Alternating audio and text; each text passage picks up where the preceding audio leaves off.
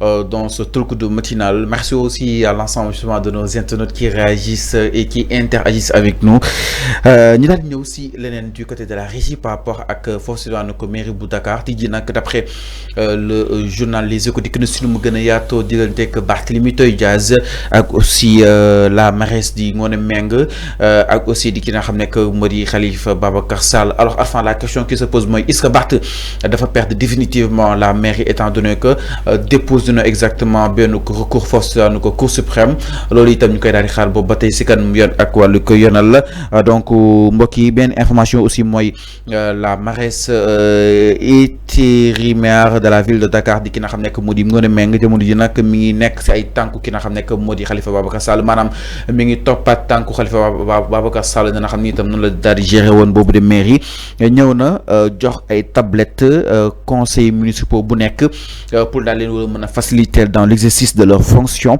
En tout cas ba tey le journal mi ngi souligné arfan que ni boobu de initiative Khalifa Sall moo ko fi bàyyi woon mais bu Barth ñëwee defu ko ba moo ne ñëwee da ko reprendre exactement. La question qui va se poser aussi pendant ce temps les conseils municipaux rafetlu neen bu baax a baax justement ces outils de modernisation yi nga xam ni itam jox nañ leen ko. Aussi ñu ne mairesse bi dafa am benn temps déterminé boo xam ne te war na ko remplacer ki nga xam ne que moo di Barthélémy Diaz. Alors ba tey jii mi ngi fa Arfan est-ce que jàppoo ni am na lu lees waxul par rapport ak wàllu wi. Non, man jàpp ma ni que am na lu lees waxul.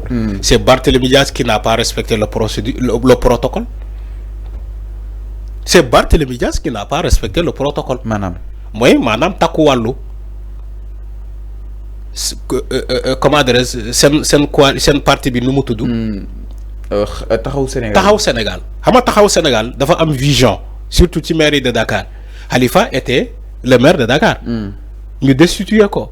Barthélémy Diaz a eu la chance de revenir en tant que membre de comment dirais-je de Taxawu Sénégal de Taxawu Sénégal. Reprendre la mairie de Dakar. Maintenant la logique voudrait que Barthélémy Diaz mu égali chantier yi Khalifa Sall. Mais Barthélémy Diaz bu mu ñëwee ci la mairie de Dakar il a dit merde au chantier de Khalifa Sall. Mais c'est ça Barthélémy Diaz moo bokkul vision ak non c'est ça la réalité. Les faits sont là. dama ne les faits sont là man sosaluma kenn ñoom ñoo ko waxal seen bopp. Mais Barthélémy Diaz n'a pas continué le chantier de Khalifa Sall au sein de la mairie de Dakar. musu ko laal sax dafa andi vision boppam bu bokkul ak Khalifa Sall. mais dafa ànd xadar moom. non loolu lay wax nii. xam nga lan mooy. il fait les choses. xam nga lan lay signifier. xam nga lan lay signifier. Barthélémy Diaz ak Khalifa Sall bokkuñu vision dañoo ànd bokkuñu même groupe mais bokkuñu vision. Barthélémy Diaz dafa am vision am Khalifa Sall am vision am surtout concernant la mairie de Dakar bokkuñu vision yow Fallou maak yow bu ñu bokkee parti yow nga nekk maire nga dem ba nekkatoo maire yàlla wërsëkuñu ba même parti bi ñëw retrouver mairie bi la logique voudrait que le nouveau maire mu continuer les chantiers de l'ancien maire de la même du même groupe. Mais quand Barthélémy Diaz est venu il a dit merde mooy maanaam faalewul les chantiers que Khalifa Sall a laissé dans les tiroirs il a dit non parce que moom ak Khalifa bokkuñu vision c'est ça la réalité. Maintenant Ngoné Meng bu mu ñëwee qu'est-ce qu'elle a fait dafa dem ci les tiroirs là génne les chantiers de Khalifa Sall mu ne lii laay continuer moom tamit continuer wul les chantiers de Barthélémy Diaz. moo tax journal bi nii Ngoné Meng zap Barthélémy Diaz. Voilà donc gis nga li may wax du man kese maa ko wax.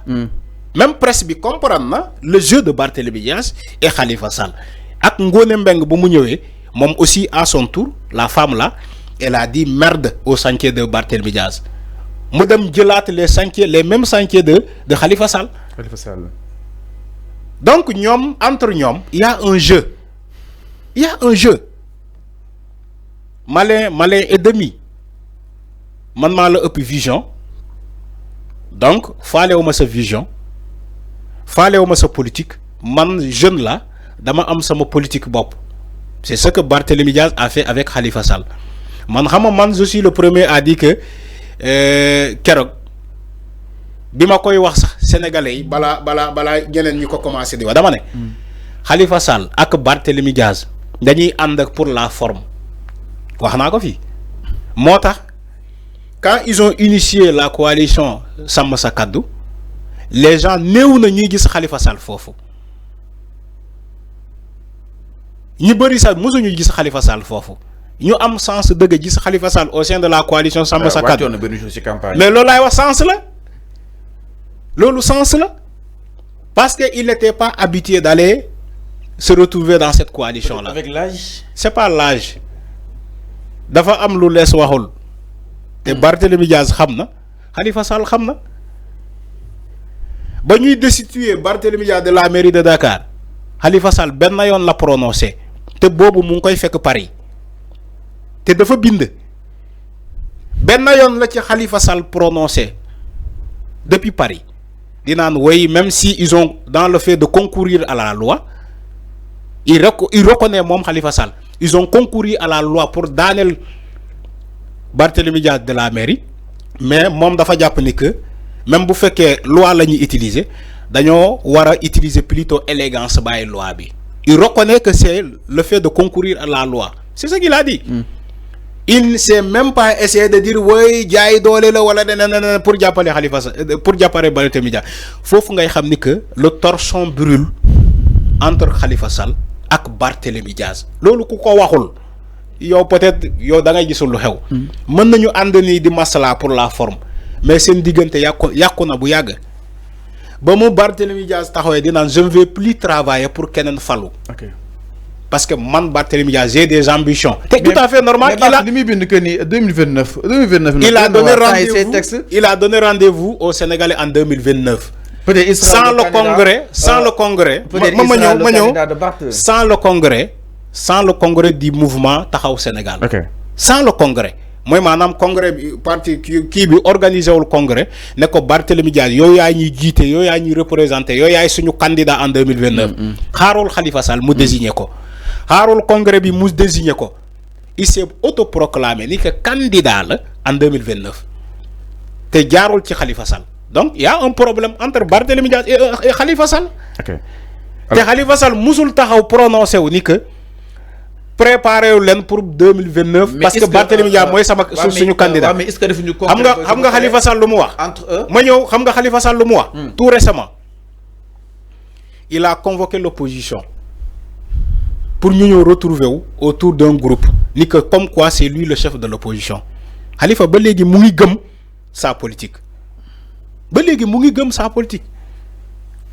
bu nekké mom dafa bokk ak ben idéologie ak Barthélémy Diaz de convoquer pour nañ gaay kay len man maay le chef de l'opposition dans ce cas il aurait manœuvré pour jappalé Khalifa qui Barthélémy Diaz pour mu fallu en 2029 il va travailler à la base pour réunir tous les socialistes autour une convergence autour de Barthélémy Diaz mais Khalifa Sall ne le fait pas Barthélémy Diaz mu ngi tirer pour bossam Khalifa mu ngi tirer pour bossam sous forme que il est le chef de l'opposition daf ko bëgg nangu ci Amadou Ba fallu parfois on n'a pas besoin des images pour eux on a besoin des faits pour xam ni que ñaari jubawuñu mën nañu ànd ni devant les micros les caméras di maslaha la mairie même de la mairie de Dakar woné nako néna la mairie de Dakar woné nako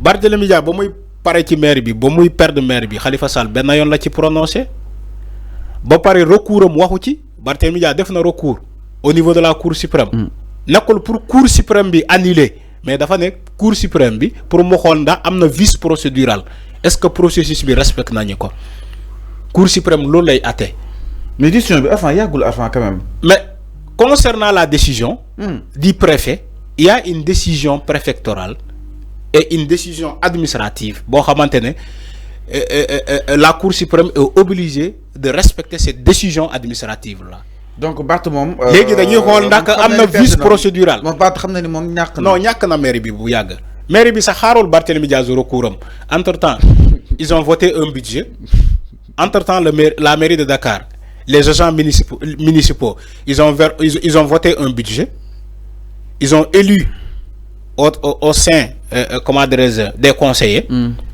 Ils ont élu un nouveau maire. C'est la mairesse là que tu entends, Ngone Mbeng. Donc ils ont tourné la page, la mairie de Dakar, les municipaux, ils ont tourné la page Barthélémy Diaz. Okay. Désormais, nous avons une version Ngone Mbeng. Barthélémy Diaz dañ ko faté. Jeexna. Bu féké amna espoir retrouver cette mairie là peut-être ci benen élection mais du bi jeexna.